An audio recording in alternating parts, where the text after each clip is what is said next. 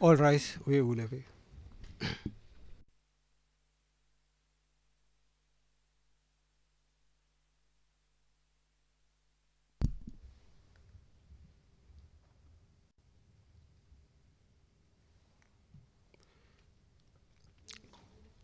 Veuillez vous asseoir.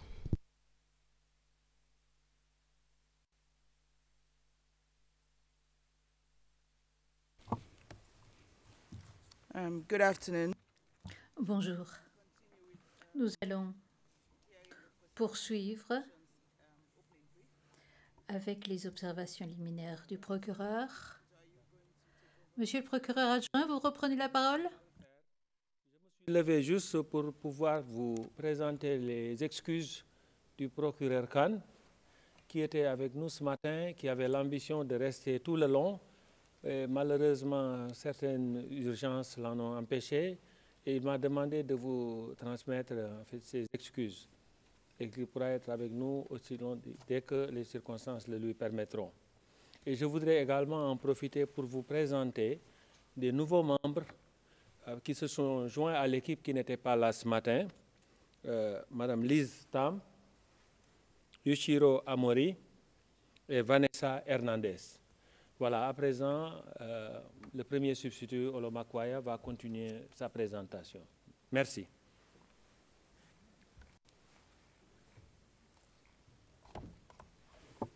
Thank you very much. Je vous remercie, monsieur le procureur adjoint. Madame Makwaya, poursuivez. Bonjour, Madame la Présidente, Madame, Messieurs les juges. Je vais continuer ma présentation des aspects contextuels des crimes de guerre dont est accusé M. Saïd. Madame la Présidente, Madame et Messieurs les juges, vous entendrez des éléments de preuve de la bouche du témoin PS 1339, un témoin de l'intérieur anti-Balaka qui a suivi des formations dispensées par un partisan de Bozizé dénommé Alfred Yekatom à Kalangoy.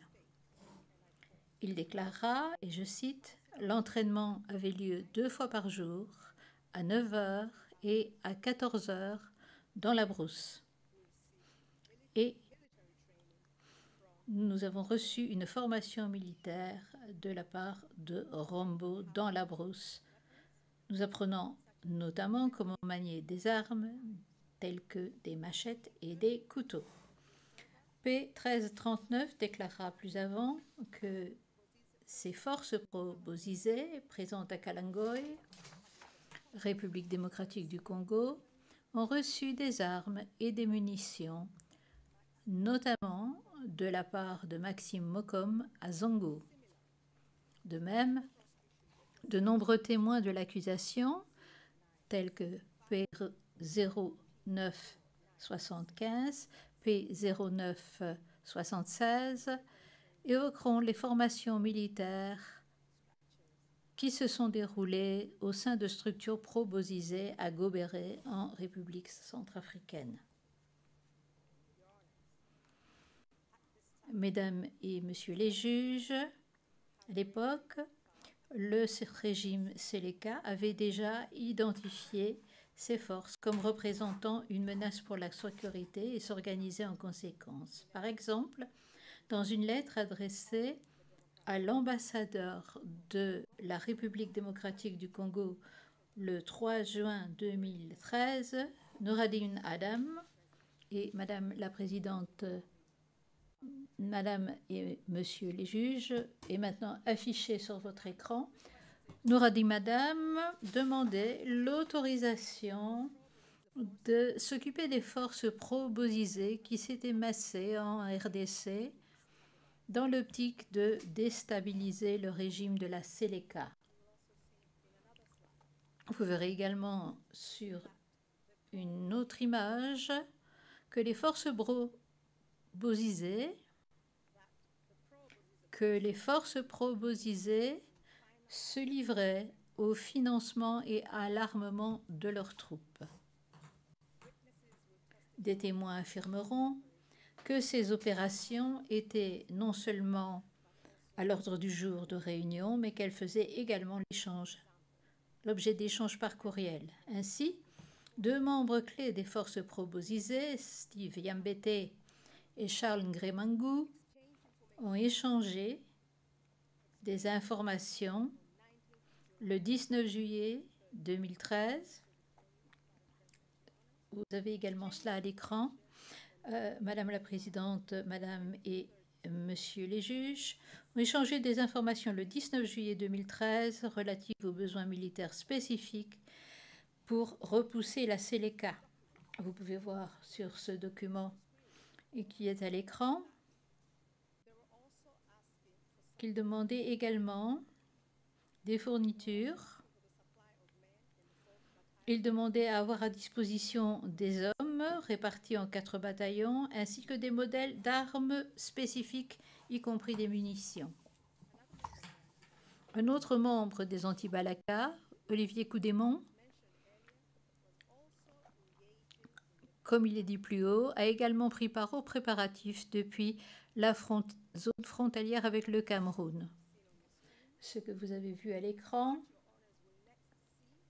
ce que vous allez voir à l'écran, ce sont des rapports du renseignement, des fiches préparées par le gouvernement centrafricain pendant le régime de la Seleka en juillet et en août 2013. Et ces fiches de renseignement concernent ces activités-là.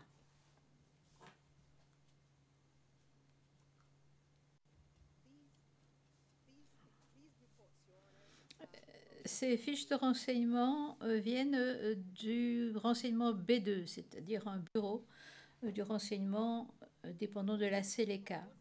Le mouvement des forces pro-Bozizé a fait l'objet d'une surveillance par ses officiers du renseignement, c'est ce que l'on voit dans ces rapports, et cela démontre que, à partir du 2e semestre 2013, les forces Bozizé sont devenues ce que l'on connaît maintenant sous le nom d'anti-Balaka. De l'avis de l'accusation, sur le plan juridique, il s'agit bien du même groupe armé organisé, quand bien même maintenant il est reconnu comme étant les anti-Balaka. C'est le même groupe qui luttait de façon continuée contre la Seleka depuis la fin 2012. Madame la Présidente, Madame et Monsieur les juges, vous entendrez des éléments de preuve qui démontreront que 5 mois environ après la prise de pouvoir par la Seleka, les anti-Balaka ont lancé des attaques de grande envergure et ont commencé à reprendre du terrain. À la Seleka, par exemple, une vaste offensive anti-Balaka a été lancée en septembre 2013 à Bossangoa. Vous avez maintenant à l'écran une carte de la région et nous avons surligné à votre intention la localisation géographique de Bossangoa. Le témoin P0966 qui a participé à l'attaque déclare, et je le cite, « Notre stratégie consistait à cibler les petits villages occupés par la Seleka autour de Bossangoa pour mettre en échec de plus petits groupes de Seleka et s'emparer de leurs armes. Nous serions alors devenus suffisamment forts pour attaquer Bossangoa où les Seleka étaient nombreux. » Fin de citation.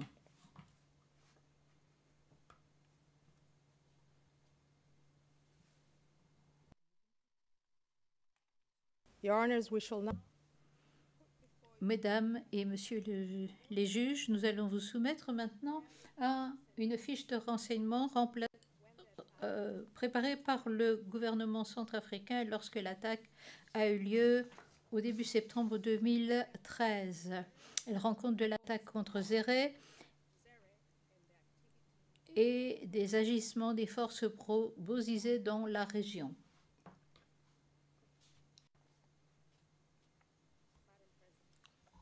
Madame la Présidente, Madame et Messieurs les juges, le B2 était un bureau de renseignement militaire gouvernemental basé au camp de Roux. Il recueillait et analysait des renseignements. Vous verrez sur les documents que nous affichons qu'ils ont rendu compte de la présence de plus d'1 millier de combattants qui ont participé à l'attaque dans la zone de Bossangoa et Waka. Ces combattants ont été divisés en 6 groupes. C'est ce que vous avez sous les yeux à l'écran, Madame la Présidente, Madame et Monsieur les juges. Sur base des rapports de renseignement que vous avez sous les yeux, vous pouvez voir la coordination avec le B2 qui maintenant conseille au gouvernement Seleka d'envoyer des renforts dans cette zone qui fait l'objet d'une attaque. Un autre rapport B2 sera bientôt affiché. Dans ce rapport de renseignement, Madame la Présidente, Madame et Monsieur les juges, il est clair que les anti-Balaka étaient plus que de simples villageois et jeunes gens qui avaient pris les armes. Il ne s'agissait pas là d'un groupe qui était né spontanément. Ils étaient suffisamment organisés, formés et armés pour lancer des attaques de grande envergure.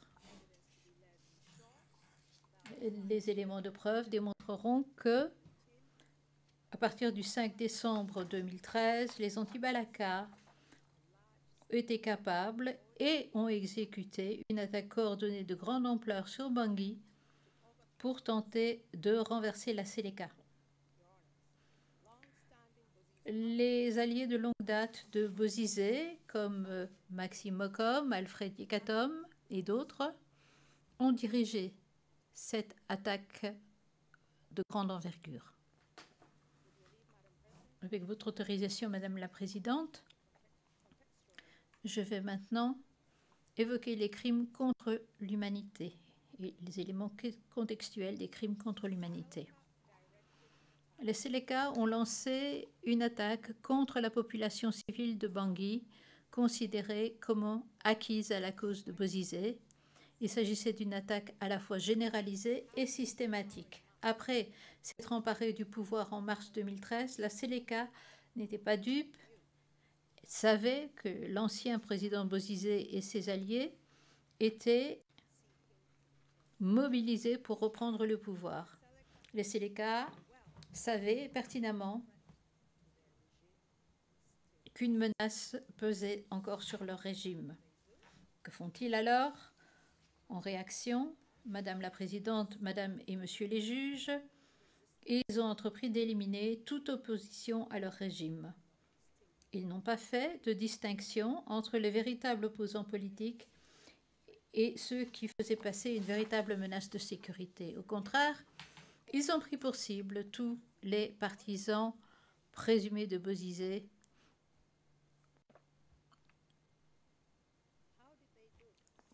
Comment ont-ils procédé? Vous entendrez des éléments de preuve au cours de ce procès, selon lesquels les Seleka ont identifié les partisans présumés de Bozizé sur la base de multiples caractéristiques. Par exemple, ceux qui étaient associés à Bozizé constituaient une cible. Plus particulièrement, ils ont ciblé les chrétiens, les personnes appartenant au groupe ethnique Baya, Mandia ou Banda. Troisième point, les anciens membres des FACA ou de la garde présidentielle sous le régime de Bozizé. Et très malheureusement, comme vous l'avez entendu dire par le procureur Khan et le procureur adjoint Nyang, ils ont également pris pour cible les habitants de certains quartiers de Bangui qui étaient traditionnellement des partisans de Bozizé. Les crimes commis par M. Saïd et ses subordonnés à le CRB s'inscrivaient dans le cadre de cette attaque. Mais l'attaque a également fait participer d'autres incidents à d'autres lieux, y compris les 5 qui sont décrits dans la confirmation des charges et détaillés par le mémoire de l'accusation. Nous considérons que ces incidents supplémentaires font également partie de l'attaque contre la population civile, incluant les incidents suivants à Bangui. Mesdames et Messieurs les juges, en avril 2013, la Seleka a lancé une offensive contre le 7e arrondissement de Bangui et une opération dans le quartier de Boyrab. En août 2013, et pour vous permettre de vous orienter, Madame la Présidente, Madame et Messieurs les juges, nous avons une image, une carte. Vous voyez que le 7e arrondissement se trouve tout à droite sur la carte. C'est un des lieux des incidents. En août 2013, une deuxième opération a eu lieu dans le quartier de Boyrab. Vous trouverez cela au numéro 2 et 3 sur la carte. Il y a également une attaque contre un minibus dans la zone du BK9. C'est le point 4 sur votre carte. Ceci a déjà été décrit par le procureur et le procureur adjoint ce matin. Il y a eu également des arrestations et des détentions arbitraires au CEDAD. Madame la Présidente, il s'agissait là d'attaques de grande ampleur commises par la Seleka dans la poursuite d'une politique ayant pour but d'attaquer les zones résidentielles à forte densité de population où habitaient des partisans présumés de Bozizé. Les attaques les plus marquantes ont été commises contre le quartier de Boyrab en avril et en août 2013. Nous allons maintenant vous présenter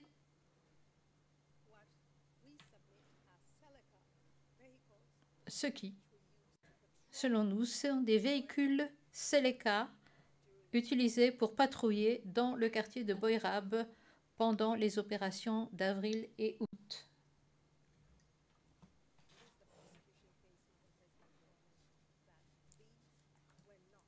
L'accusation soutient qu'il ne s'agit pas là d'opérations de sécurité visant à neutraliser des combattants. Ces opérations ont été menées à bien sous le commandement de dirigeants de la Seleka en application de leur politique ciblant ceux qu'ils considéraient comme des partisans de Bozizé. Vous entendrez le témoignage du témoin P0119 qui a décrit l'opération comme une punition collective. Il vous expliquera que Noureddin Adam lui a rendu visite quelques jours avant l'attaque en avril 2013. Et le témoin déclare, je le cite, « Il m'a abordé et m'a dit que certains jeunes hommes de Boyrab avaient rejoint les rangs de la Seleka dans le seul but de s'enfuir ensuite avec leurs armes. Il m'a demandé de les trouver et de rendre les armes aux Seleka. Sinon, il détruirait Boyrab. » Fin de citation. Oh, une autre fois,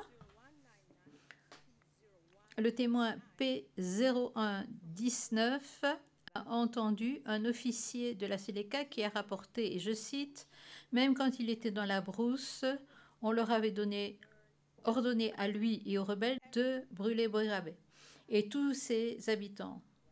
Car tous les résidents de ce quartier étaient des loyalistes acquis à la cause de Bozizé. » Fin de citation. Mesdames et Messieurs les juges, l'intention de la Seleka lors de ces attaques est également clairement démontrée si l'on tient compte du type de victimes et du type de crimes commis au cours de ces attaques. Il y avait là une discrimination, on ciblait des personnes âgées, des enfants et de jeunes enfants, sans faire de différence. C'était le modus operandi de la Seleka. Sur l'image suivante, Madame la Présidente, Madame et Monsieur les juges, vous verrez une photographie d'une femme du nom de Sandrine et de son bébé. Tous les deux ont été abattus par les Seleka à leur domicile. Madame la Présidente, Sandrine et son bébé ont été tués pendant l'opération menée par les Séléka dans le quartier de Boirabe en avril 2013. Il s'agissait de civils.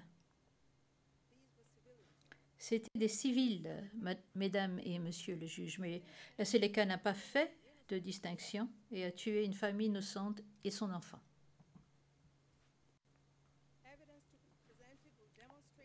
Les éléments preuves démontreront que beaucoup des victimes ont été abattues, blessées ou tuées au cours de cette opération.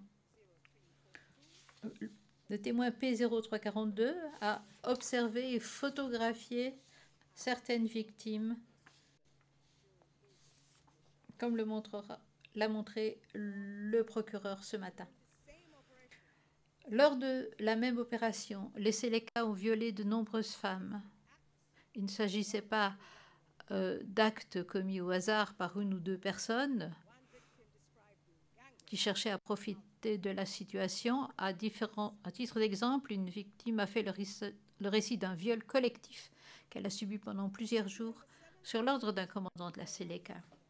Lors des événements survenus dans le 7e arrondissement ainsi qu'à Boirabe, les Séléka sont allés de porte en porte et ont mis à sac les maisons. Les actes de pillage, comme on vous l'expliquera, ont duré plusieurs jours et ont fait participer des centaines de membres de la Séléka. Le témoin 1825 qui était à Boirabe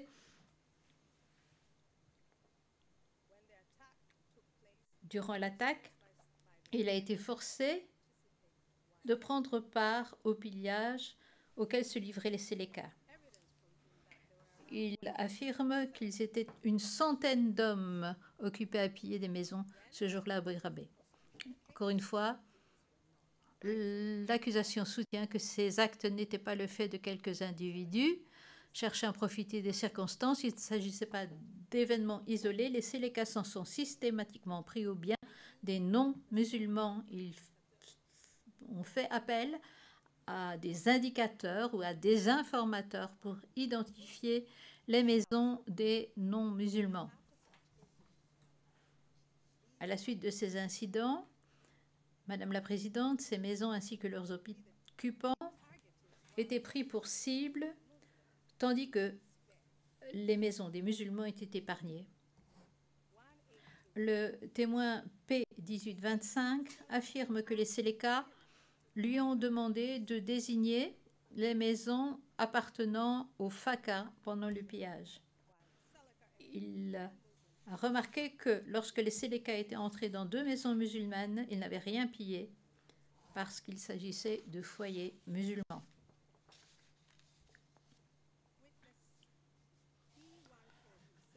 Un autre témoin, P 1427 et 1263, décrivent que les Séléka ont pris des hommes et des jeunes gens dans le quartier de Boirabe, les ont obligés de s'allonger sur le sol et les ont exécutés un par un. 2 autres témoins décriront la façon dont, dans le quartier de Boirabe, ils ont échappé de peu à une exécution. Le témoin P1263 expliquera qu'il a survécu qu'il a reçu 4 balles et qu'il a réussi à survivre. P1263, Mesdames et Messieurs les juges, a eu de la chance. Il témoignera que ceux qui étaient à côté de lui, dont un garçon de 12 ans, ont été tués. Ils n'ont pas survécu.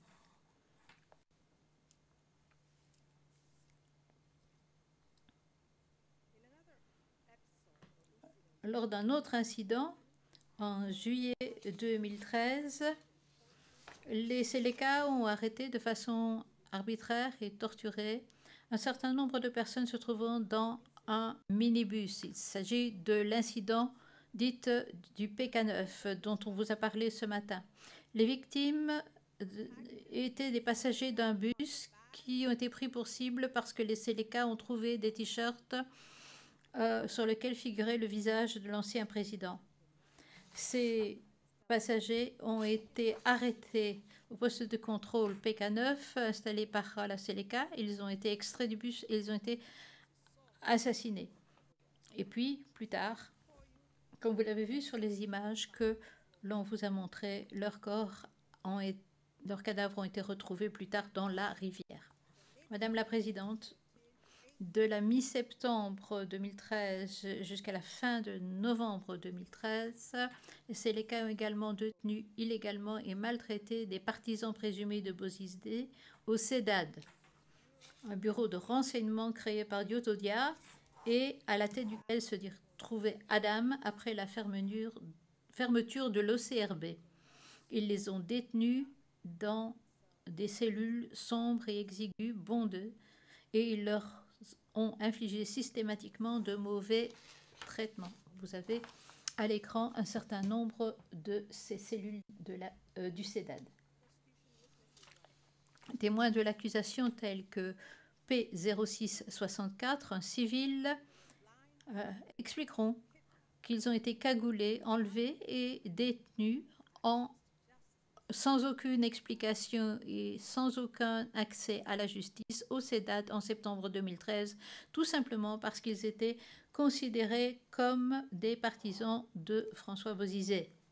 Madame la Présidente, Madame et Messieurs les juges, Monsieur Saïd était pertinemment informé de ces événements supplémentaires survenus en 2013, dans la mesure où il y a pris part directement et où ces événements ont fait l'objet d'une large couverture médiatique. Les témoins expliqueront que M. Saïd a pris part aux opérations menées à Boïrabé. En avril et en août, plusieurs témoins de l'accusation se souviennent avoir vu l'accusé au CEDAD et affirment qu'il a continué ses agissements avec les Seleka qui y étaient basés. Madame la Présidente, Madame et Monsieur les juges, les crimes commis à l'OCRB s'inscrivent dans le cadre des attaques généralisées et systématiques contre la population civile à Bangui au cours de la période incriminée. Vous avez sous les yeux une autre carte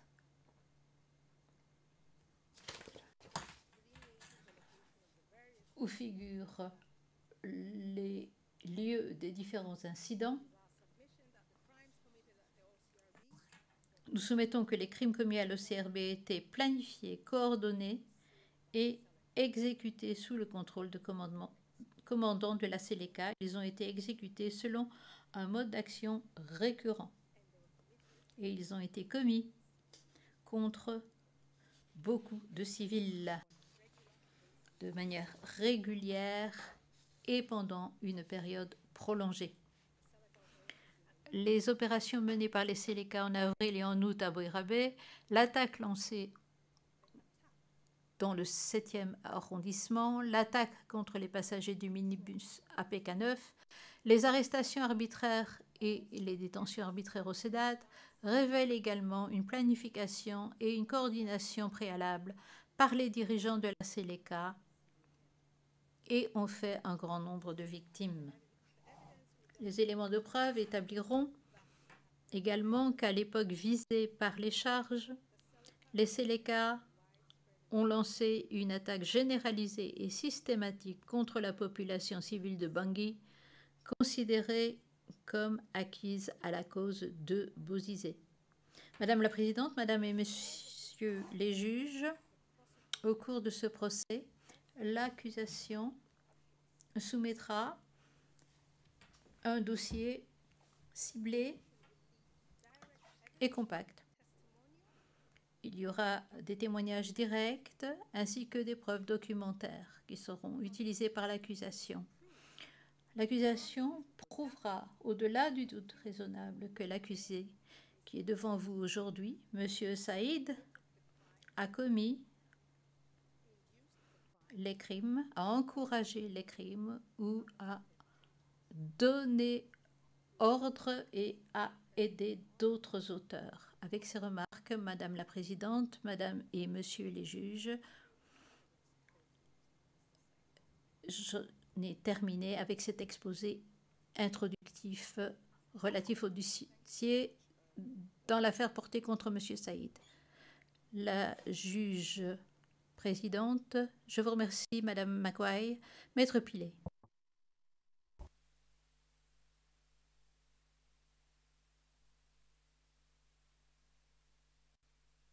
For the records, for the victim. Pour le procès-verbal, au nom des victimes.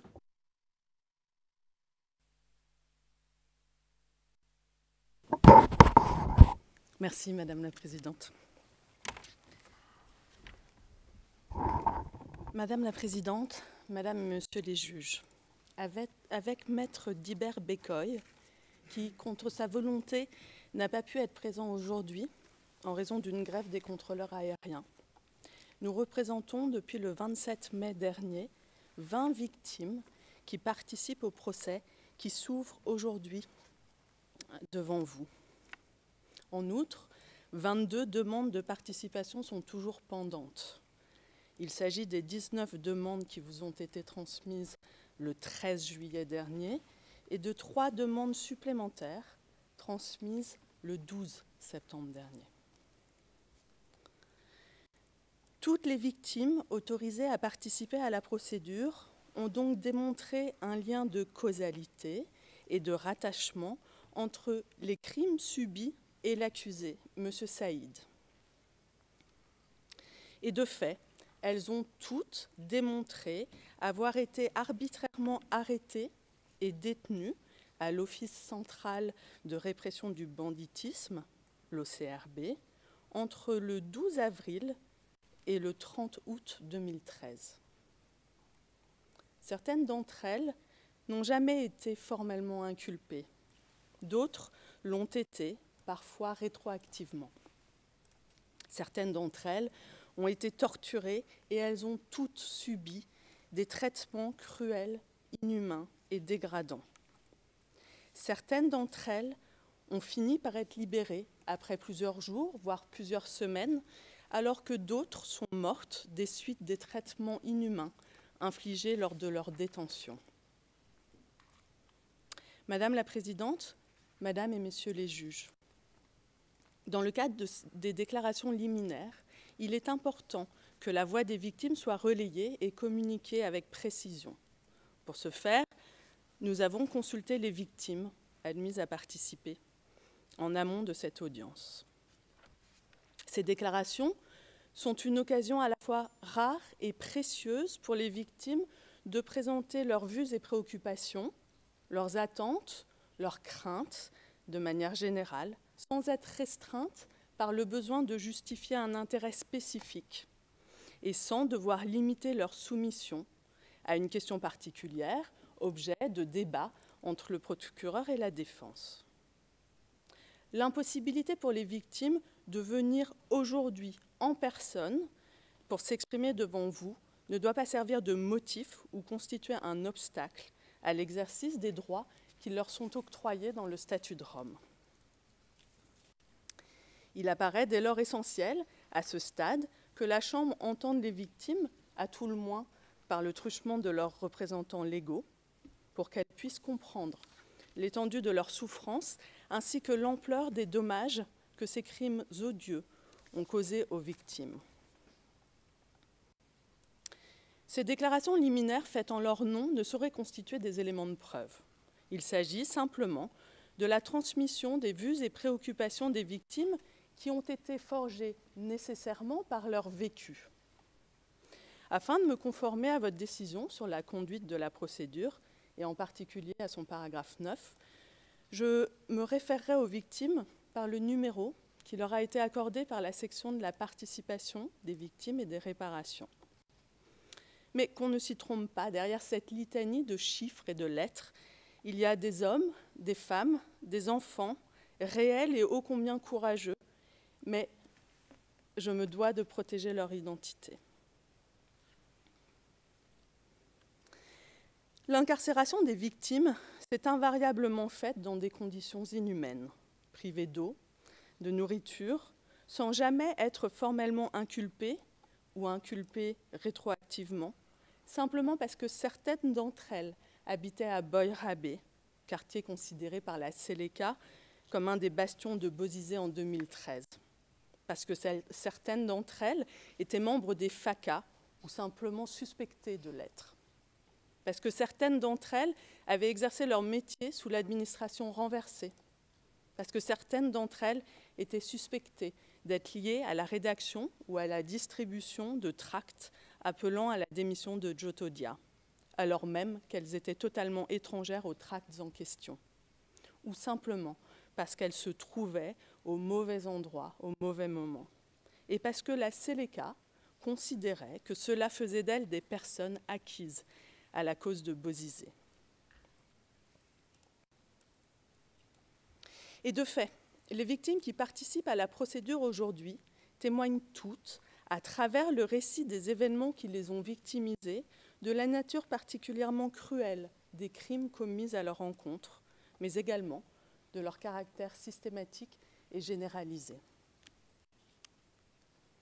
Les détenus à l'OCRB étaient systématiquement frappés à leur arrivée, très souvent allongés torse nu, recouverts d'eau et de sable pour amplifier la douleur. À Abar 70-291-22 se souvient avoir pensé qu'il allait être frappé jusqu'à la mort. Comme si cela ne suffisait pas, à Abar 70-293-22 explique qu'ensuite il a été frappé avec des fouets, des crosses d'armes à feu, des barres de fer, alors que les prisonniers se dirigeaient vers leurs cellules. Le même sort a été réservé à A-Bar 70-301-22 et d'autres. A-Bar 70-304-22 a quant à lui été piétiné et s'est vu placer un couteau sous la gorge et menacé d'être égorgé. A-Bar 70-301-22 a échappé de justesse à une exécution des mains même de l'accusé, Madame la Présidente, Madame et Monsieur les juges.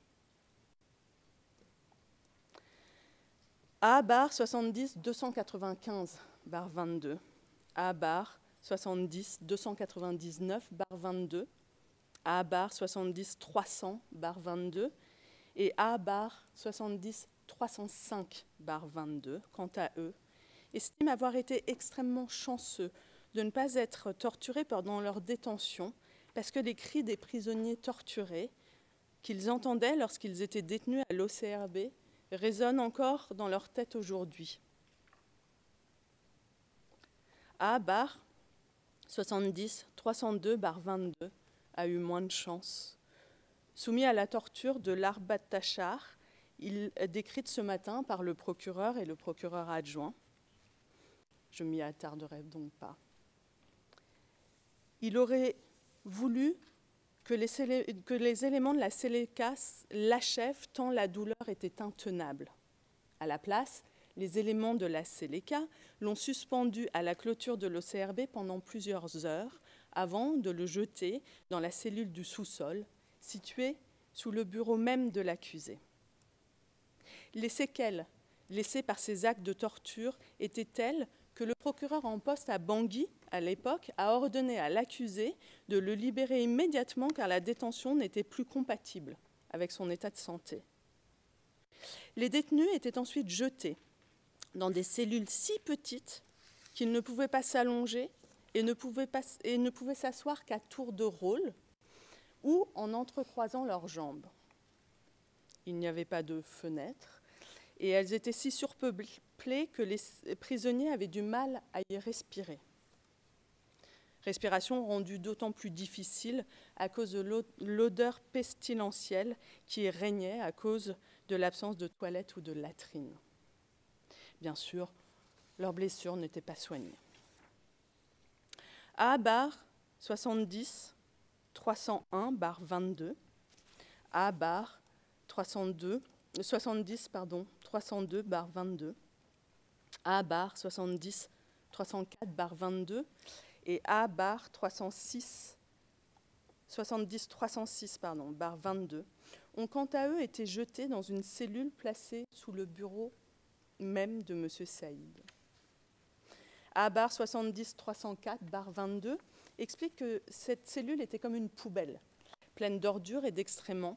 Elle sentait la mort et qu'il ne pouvait pas s'y allonger tellement elle était sale. Madame la Présidente, Madame et Monsieur les juges, toutes les victimes relatent le fait qu'on ne leur donnait pas d'eau et qu'elles n'étaient pas nourries par leur geôlier, mais qu'elles étaient nourries qu'une fois que leur famille avait retrouvé leurs traces, le plus souvent après les avoir recherchées des jours dans tout Bangui. Leurs conditions de détention ne se sont améliorées que pour celles qui ont été transférées à la prison de Ngaraba. A/70-290-22 explique qu'on s'y sentait plus en sécurité. Quand bien même l'essentiel des victimes qui participent à cette procédure sont des hommes, les femmes n'étaient pas épargnées pour autant.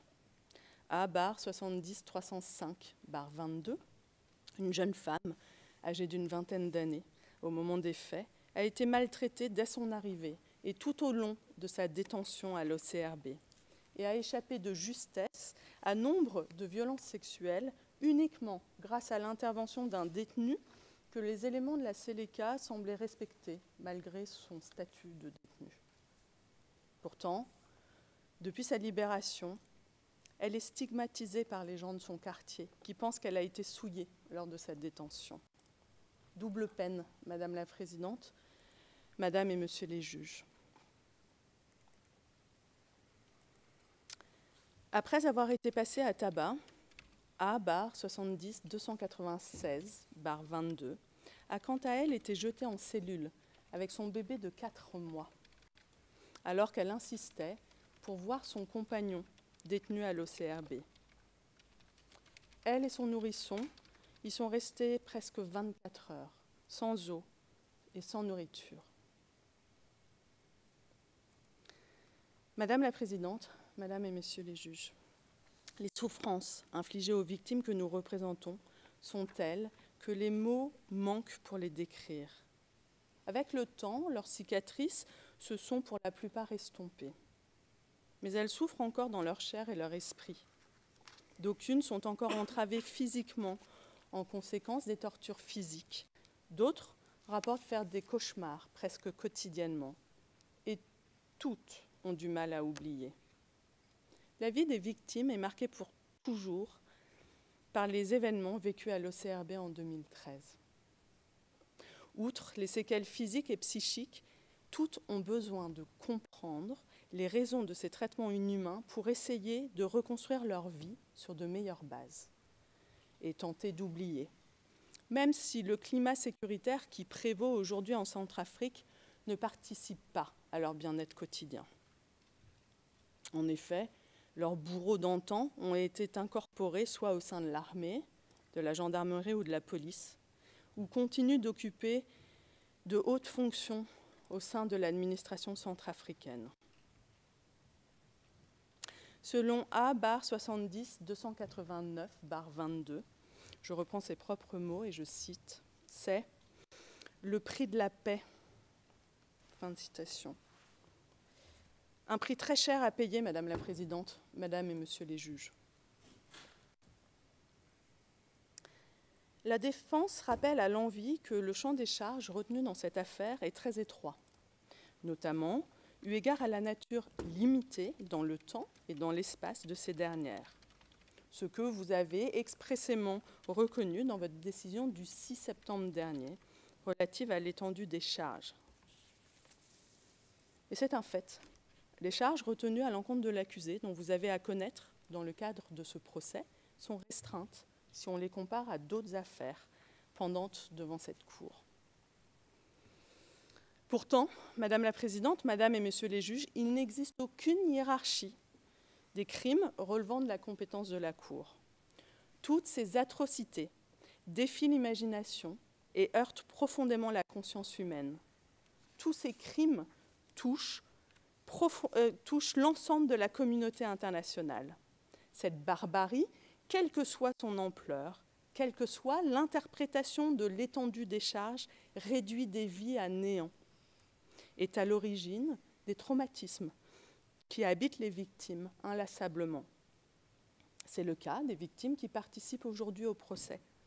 C'est le cas de celles qui ont été oubliées. Et la prétendue étroitesse du champ des charges n'en fait pas des sous-victimes. Contrairement à ce que la défense s'évertuera sans nul doute à tenter de démontrer au cours du procès qui s'ouvre aujourd'hui, il ne s'agit pas du procès de la Seleka, mais bien du procès de M. Saïd. M. Saïd, colonel au sein de la Seleka, celui-là même qui était chef de facto de l'OCRB lorsque les victimes y ont été détenues dans des conditions abjectes et parfois torturées. Il a, en tant que tel, joué un rôle essentiel dans l'exécution du plan commun visant à prendre pour cible les partisans de Bozizé et à commettre les crimes visés dans la décision confirmant les charges à l'OCRB entre le 12 avril et le 30 août 2013. Que ses supérieurs hiérarchiques ne soient pas présents dans le prétoire aujourd'hui n'y change rien, n'exonère en rien l'accusé. M. Saïd savait, M. Saïd a encouragé et supervisé la commission des crimes à l'encontre des victimes. M. Saïd n'a rien fait pour les en empêcher quand il ne les a pas commis lui-même. C'est lui qui décidait du sort des détenus à l'OCRB. C'est sous son propre bureau que certaines victimes ont été détenues dans une cellule souterraine, dans des conditions qui, comme je l'ai dit précédemment, défient l'imagination. M. Saïd ne pouvait ignorer les conditions inhumaines dans lesquelles les victimes étaient détenues.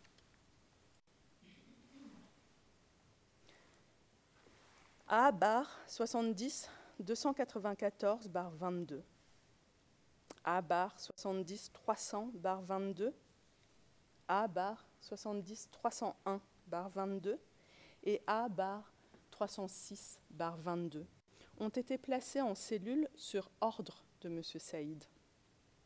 A/70-304/22 explique même que lors de son arrivée à l'OCRB, les éléments de la Seleka ont attendu le retour de M. Saïd pour qu'il décide lui-même dans quelle cellule il devait être placé. A/70-297/22, A/70-301/22 et A/70-305/22 ont été interrogés par l'accusé lui-même pendant leur détention à l'OCRB, alors que A/70-301/22 a été menacé de mort par M. Saïd. A/70-306/22 précise même que puisqu'il avait été placé dans la cellule sous le bureau de M. Saïd, il entendait régulièrement celui-ci interroger les détenus et donner des ordres à ses hommes pour lui amener les détenus dans son bureau. Alors j'en conviens, certaines victimes n'ont pas nommément désigné M. Saïd comme leur bourreau. Certaines d'entre elles ne sont pas capables de nommer leur tortionnaire. Beaucoup de victimes n'ont pas été en mesure d'identifier leur bourreau autre que par leur appartenance à la Seleka, dans le cadre de leur demande de participation. Mais, Madame la Présidente, Madame et Monsieur les juges, que les choses soient claires, il s'agit d'individus désorientés, arrêtés sans en comprendre les raisons, frappés, jetés dans des cellules dont les conditions défient l'imagination, maltraités, mal nourris, parfois torturés. Les victimes ne pensaient qu'à survivre, elles ne pensaient pas à identifier leur tortionnaire. Le fait que les victimes ne désignent pas nommément M. Saïd ne signifie pas qu'il n'est pas responsable des crimes qu'elles ont subis, directement ou indirectement. Cela signifie simplement qu'elles ne connaissaient pas son nom ou qu'elles étaient principalement préoccupées par leur survie. Par ailleurs, on ne saurait invoquer le passé colonial de la Centrafrique pour tenter de justifier l'absence de responsabilité pénale de M. Saïd. Madame la Présidente, Madame et Monsieur les juges. À cet égard, les victimes vous implorent de sortir de ce carcan est de vous focaliser sur les faits qui vont vous être présentés tout au long de ce procès. Si le passé colonial de la Centrafrique permet d'expliquer certains phénomènes sociaux et politiques, il ne dédouane pas pour autant M. Saïd de ses responsabilités. M. Saïd, peu importe le passé de son pays, a délibérément et sciemment commis les crimes qui nous occupent, là où certains de ses compatriotes ont choisi de se comporter autrement, là où des milliers de Centrafricains se sont comportés autrement. Madame la Présidente, Madame et Messieurs les juges, il est important de rappeler que le rôle des victimes dans la procédure ne consiste pas à formuler de quelconques accusations à l'encontre de l'accusé. C'est le rôle du procureur. En revanche, le statut leur offre la possibilité de participer à l'établissement de la vérité judiciaire. Ce processus est pour elles la seule possibilité de donner un sens à ce qui s'est passé en 2013, près de 10 ans après la commission des faits qui les ont victimisés. Certaines victimes ignorent encore aujourd'hui les raisons de leur détention arbitraire. D'autres ont été jugées et condamnées pour des faits qui leur sont totalement étrangers. Elles gardent toutes des séquelles et cette participation à l'établissement de la vérité judiciaire est pour elles cathartique. Mais leur participation au procès qui s'ouvre aujourd'hui est essentielle, en ce qu'elle rappelle à chacun que la justice rendue au sein de cette institution est rendue en leur nom, afin de préserver les générations futures d'atrocités qui défient l'imagination et heurtent profondément la conscience humaine, et de ne pas laisser impunis les crimes les plus graves qui touchent l'ensemble de la communauté internationale. Les victimes que nous représentons espèrent toutes que le procès qui s'ouvre aujourd'hui devant vous leur rende justice, mais rende également justice aux victimes qui n'ont pas survécu. Elles espèrent toutes que le procès qui s'ouvre aujourd'hui devant vous leur apportera des explications sur le sort qui leur a été réservé lors des événements qui les ont victimisés en 2013. Elles espèrent toutes que le procès qui s'ouvre aujourd'hui devant vous constitue une garantie que plus jamais de tels crimes ne seront commis. Les victimes qui participent au procès contre M. Saïd attendent depuis près de 10 ans d'obtenir des explications quant au sort qui leur a été réservé dans les geôles de l'ECAB. Ce procès, sous votre responsabilité, constitue un pas important dans leur reconstruction. J'espère que leur participation rappellera à tous qu'il n'y a rien d'abstrait dans la justice pénale internationale, que derrière les faits et les arguties juridiques, il y a des hommes, des femmes, des enfants dont les regards sont tournés vers vous et qui méritent d'obtenir enfin des réponses quant à leur victimisation. Aucune victime n'est habitée par un sentiment de revanche. Madame la Présidente, Madame et Messieurs les juges, à l'instar de A/70-289-22, les victimes ne seront pas tranquilles tant qu'il n'y aura pas la paix et la justice. Je vous remercie.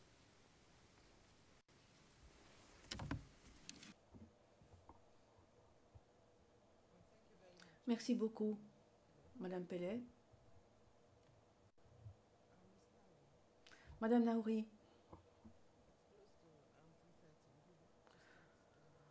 Il est pratiquement 15h30. Est-ce que vous voulez vous exprimer ou donner vos propos liminaires au nom de la défense aujourd'hui et terminer demain? Si possible, comment voulez-vous que l'on procède? Merci Madame le Président.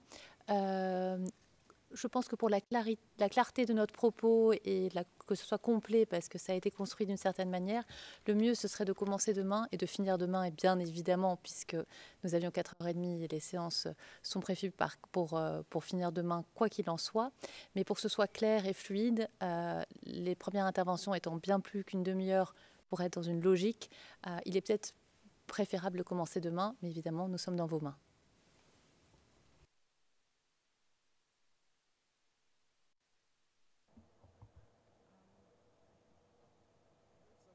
D'accord.